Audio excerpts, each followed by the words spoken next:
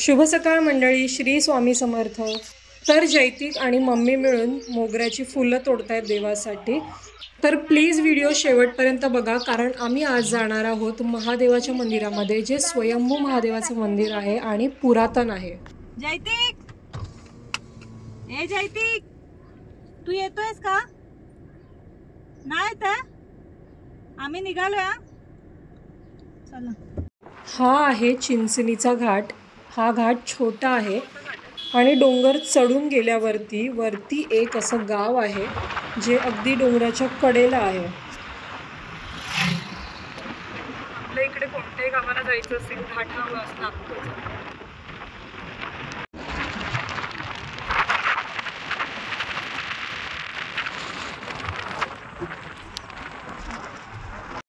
येरळा नदीच्या काठावर असलेलं स्वयंभू असं महादेवाचं मंदिर ललगुणपासून जवळ असलेल्या नागनाथवाडी या गावात आहे। तर हा जो प्रवेशद्वार आहे हा ललगुणचा आहे।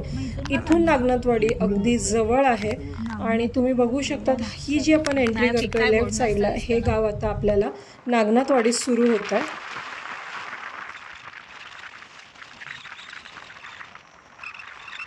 तर आपण आता मंदिराजवळ पोहोचलेलो आहोत। हे जे येलो कलरचं मंदिर दिसतंय हेच ते मंदिर आहे। बाहेरून दिसणारं मंदिर हे पूर्णपणे आत्ताचं बांधकाम आहे। खरी मंदिराची खासियत हे तुम्ही जेव्हा आतमध्ये प्रवेश करताना त्याच वेळी बघायला मिळतं। मी सुद्धा इथे फर्स्ट टाइम आले होते आणि खरंच मंदिर बघून माझं मन अतिशय प्रसन्न झालं।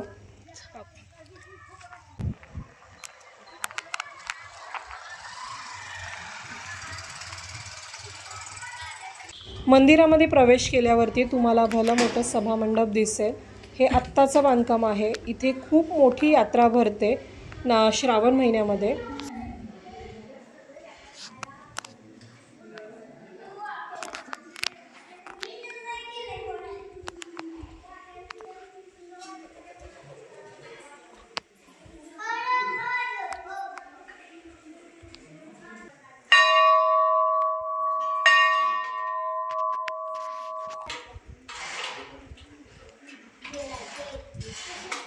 चला तर सर्वप्रथम आपण नंदी महाराजांचं दर्शन घेऊयात। हे नंदी महाराज मोठे भले मोठे आहेत, शिवाय ते एक पाषाणामध्ये आहेत।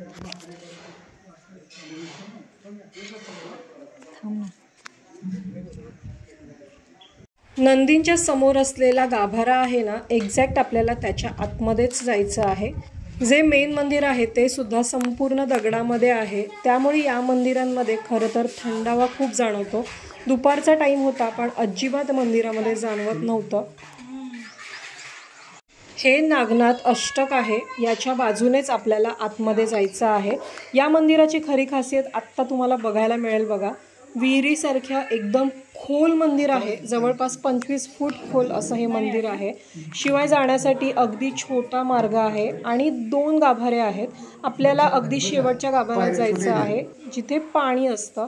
तुम्ही उतरण्याच्या पायऱ्या बघू शकतात, अगदी छोट्या आहेत, म्हणजे एकच पाय तुम्ही फक्त ठेवू शकता आणि एकच माणूस एका वेळेस जाऊ शकतो। इतकं छोटं जाण्याचा मार्ग आहे। इथे मी उतरते, हा पहिला गाभारा आहे। आता याच्यातून पण आपल्याला खाली उतरायचं आहे। खूप जुनं मंदिर आहे,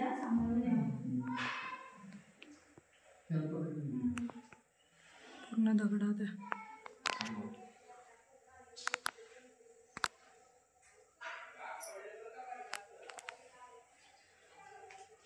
तर आता आम्ही अजून खाली उतरतोय, तुम्ही बघू शकता। आणि इथे आहे ते म्हणजे स्वयंभू शिवलिंग। पावसाळ्यामध्ये तर गाभाऱ्यामध्ये संपूर्ण पाणी असतं, म्हणजे जो याच्यावरचा गाभारा आहे तिथपर्यंत पाणी असतं। शिवलिंगाच्या खाली पाणी आहे, तुम्ही बघू शकता। शिवलिंगाच्याच इथे एक होल आहे आणि त्यामध्ये पाणी आहे, कंटिन्यू ते पाणी असतं, अजिबात कमी होत नाही। त्यातलंच पाणी काढून आम्ही अभिषेक केला आहे आणि असं म्हटलं जातं की त्यामध्ये हात घातला तर खाली 5 शिवलिंग लागतात। त्याच्या खाली काय आहे पण? त्याच्या खाली काय आहे? काय आहे ती शिवलिंग आहे ती 5 असा हात घातला आतमध्ये लागतात का खाली हाताला? हा, घातलं की लागते। हाताला लागतात बोलले ना। पांडव काळातलं सगळं पांडव काळातलं आहे। शिवलिंगाचा आकार हा बैलगाडीच्या चाका इतका मोठा आहे आणि बाजूच्या ज्या भिंती आहेत ना त्यामधून सुद्धा पाणी पाझरत होतं. कंटिन्यू पाण्याचा फ्लो चालू होता. सोमवारचं बरेच जण दर्शनासाठी येत असतात, त्यामुळे या मोटरद्वारे या मंदिरातलं किंवा गाभाऱ्यातलं पाणी हे कंटिन्यूस काढलं जात असतं. या मंदिराची सुद्धा सुंदर अशी एक कथा आहे, ज्यामध्ये नाथगवळी होते. ते गुराखी होते, गायी चारत होते. सगळ्यात आधी मंदिराच्या जागी खूप मोठं असं वारुळ होतं. या वारुळामध्ये 25 फूट असा नाग होता आणि गायी चारायला आल्यावरती गायी या वारुळाच्या वरती उभ्या राहायच्या आणि नागदेवता त्यांचं दूध प्यायचे. तर हे एकदा नाथगवळ्याने पाहिलं आणि त्यांनी गावकऱ्यांना किंवा सर्वांना सांगून हे खोदकाम केलं. त्यानंतर सर्वप्रथम त्यांना नंदी सापडले आणि त्याच्यानंतर अजून खोदल्यावरती त्यांना हे शिवलिंग दिसलं. तर असं हे स्वयंभू महादेवाची लीला आहे. तुम्ही सुद्धा नक्कीच दर्शन घ्या. हा महादेवाच्या मंदिराचा कळस आहे आणि आजूबाजूचा परिसर मोठा आहे, जो आत्ता बांधकाम केलेला आहे. तुम्हाला मी जी विहीर आहे ती दाखवते, जिथे मंदिरामधलं पाणी मोटरद्वारे काढलं जातं.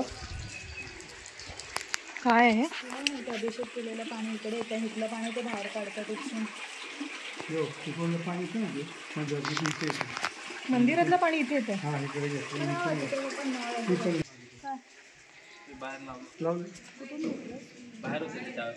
गळ्याला लाव. मंदिराच्या परिसरातच छोटं असं इथे दत्तगुरूंचं मंदिर आहे आणि स्वामींचा तिथे फोटो होता. तर आपण सुद्धा दत्तगुरूंचं दर्शन घेऊयात. अवधूत चिंतन श्री गुरुदेव दत्त श्री स्वामी समर्थ. त्यानंतर भली मोठी अशी तुळस बघा, खूप छान तुळस होती. याच्याच एक्झॅक्ट बाजूला नाथगवळींचं मंदिर आहे. चंदनाचं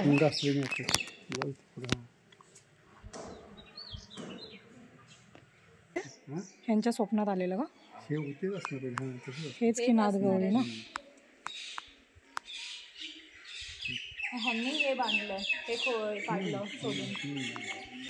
त्यानंतर आम्ही पाहिलेलं हे झाड म्हणजे चिंचेचं झाड होतं, पण याचं खोड पाहून आम्ही इतके आश्चर्यचकित झालेलो, कारण भलं मोठं खोड होतं हे. मी आजपर्यंत चिंचेच्या झाडाचं इतकं मोठं खोड पाहिलं नव्हतं. कदाचित व्हिडिओमध्ये हे तुम्हाला थोडंसं लहान वाटू शकतं, पण मी जे समोरासमोर पाहिलं होतं ते खूप मोठं होतं. म्हणजे आंब्याच्या झाडाचं सुद्धा मी खोड इतकं मोठं पाहिलं नव्हतं. आणि या झाडाच्या ज्या वर जाणाऱ्या फांद्या आहेत ना, त्या सुद्धा खोडाप्रमाणे जाड होत्या. वगैरे टर्निंगमध्ये ते तुला बोलतेय की. आणि वरचं पण किती असे शेप. इकडे होम कुंड आहे. तर आता आपण मंदिराच्या बाहेर पडणार आहोत. इथून आपण मंदिराच्या बाहेर पडतोय. जिथून आपण एंट्री केली होती तिथूनच बाहेर जायचं आहे, पण आम्हाला खरं तर जाण्याची इच्छाच होत नव्हती, कारण इथे खूप छान वाटत होतं. पॉझिटिव्ह वाईब्स होत्या. जी मी नदी बोलत होती, येरळा नदी, तीच ही नदी आत्ता पूर्णपणे सुकलेली आहे. पण येरळा नदीच्या काठावर वसलेलं हे महादेवाचं मंदिर अतिशय पवित्र आणि खूप सुंदर असं होतं. तुम्हाला कसं वाटलं ते मला नक्की सांगा.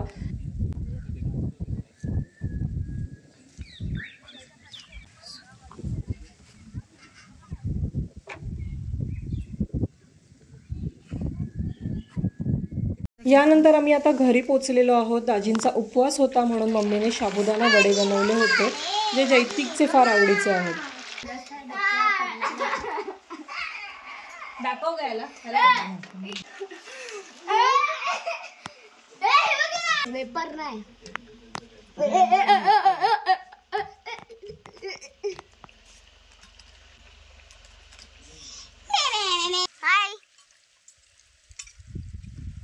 तर आता आम्ही जेवायला बसलेलो आहोत. आजची आमची नवीन जागा आहे. नवीन म्हणण्यापेक्षा घराच्या जवळ आणि समोरच असलेल्या रानामध्ये आम्ही खालीच अंथरूण टाकून बसलेलो आहोत.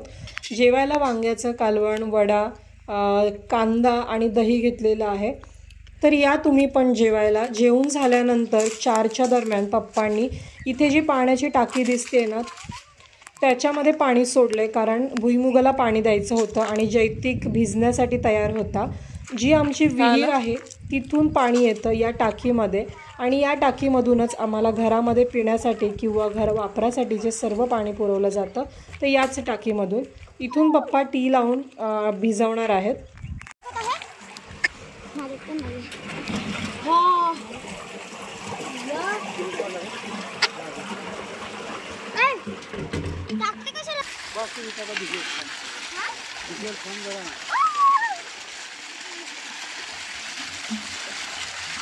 हे तर त्यांच्याच ह्याला पाणी जातं.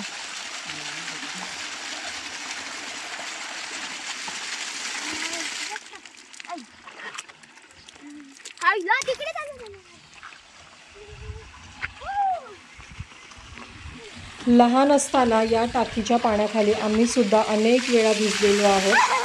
जैतिकला बघितल्यावर खरं तर आम्हाला आधीचीच आठवण येते आणि आम्ही जसं खूप गावी मजा केली आहे तसं जैतिकसुद्धा करतो.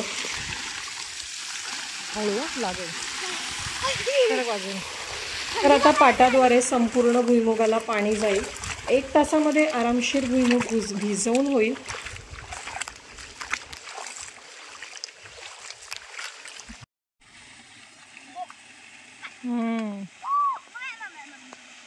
जैतिक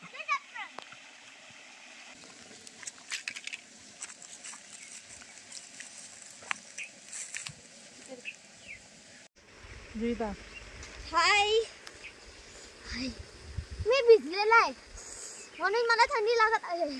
तर चला आजचा व्लॉग इथेच संपवते. कसा वाटला तुम्हाला माझा आजचा व्लॉग ते नक्की कमेंटमध्ये सांगा. जर माझे व्हिडिओ बघायला आवडत असतील तर प्लीज व्हिडिओला लाईक शेअर आणि सबस्क्राईब नक्की करा.